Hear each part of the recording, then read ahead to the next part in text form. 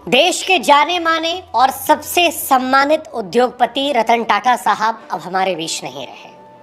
1937 में जन्मे रतन टाटा 2024 में 86 साल की उम्र में मुंबई के ब्रिच कैंडी अस्पताल में अंतिम सांसें लेते हैं।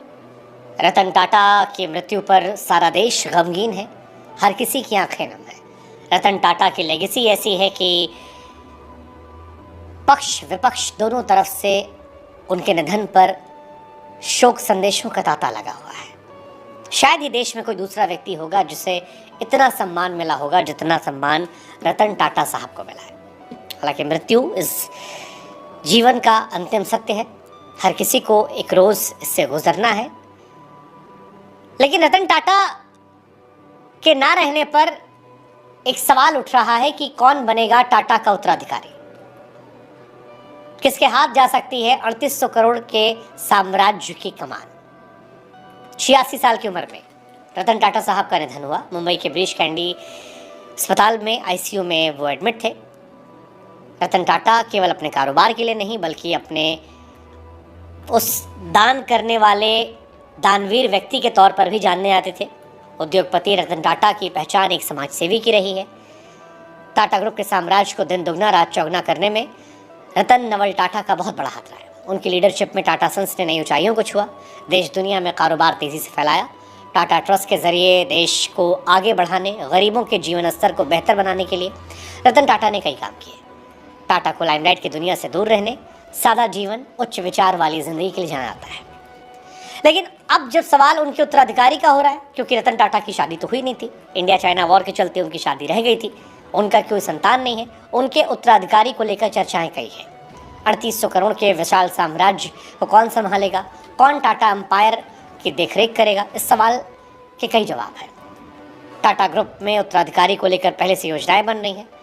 एन चंद्रशेखरन ने टाटा सन्स के चेयरमैन पद पर 2017 से है। इसके अलावा टाटा ग्रुप की अलग अलग होल्डिंग कंपनियों में परिवार के दूसरे लोग भी हैं जो आगे आने वाले समय में अलग अलग जिम्मेदारियां निभा सकते हैं। कई नाम हैं, जैसे सबसे आगे नाम है नोएल टाटा का। टाटा ग्रुप के संभावित लीडर्स में सबसे मजबूत दावेदार नोएल टाटा हैं। रतन टाटा के पिता नवल टाटा की दूसरी शादी सिमोन से हुई थी और वो रतन टाटा के सौतेले भाई हैं।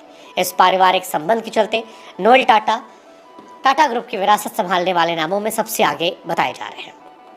टाटा ग्रुप के वारिस माया, नेविल और ली टाटा भी हैं। नोएल टाटा के 3 बच्चे माया, नोवेल, ली टाटा, जो टाटा के संभावित वारिस हैं, उनका नाम भी सबसे आगे चल रहा है। माया टाटा का नाम सबसे आगे है। 34 साल की माया टाटा टाटा ग्रुप्स में महत्वपूर्ण भूमिका निभा रही हैं और विदेश से पढ़ाई करने के बाद Tata opportunities fund, Tata digital में बड़े पद पर हैं।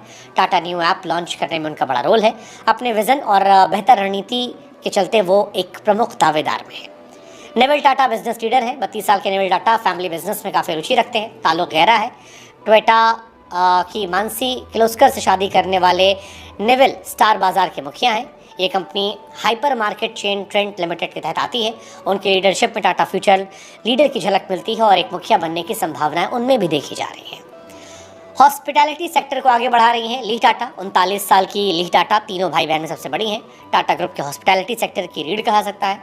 स्पेन के ही आई बिजनेस स्कूल में पढ़ी हैं और ताज होटल रिजॉर्ट, ताज पैलेस को एक्सपैंड करने में उनकी अहम भूमिका है। इंडियन होटल कंपनी के ऑपरेशन देख रही हैं। टाटा ग्रुप का कद हॉस्पिटैलिटी इंडस्ट्री में और मजबूत कर रही हैं।